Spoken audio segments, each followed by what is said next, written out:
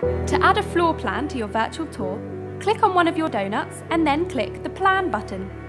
Click Add Floor in the corner, select your floor plan image and press Open. Click on your image and you will see an enlarged version appear on your screen. You can rename the floor plan by clicking on the blue Edit button in the middle, typing in the new name and clicking Edit to save it. Now click Put Marker in the bottom toolbar and select this donut's position on the floor plan. You can always delete any mistakes by clicking Delete Marker. Click to close the floor plan and return to your tour editing screen.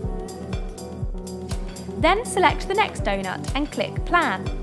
Once again, click on the image to enlarge and press Put Marker to add this donut to the floor plan. Again, click to close. Repeat this process for all remaining donuts. Once done, click 360 View or double-click a donut to view a preview of the virtual tour.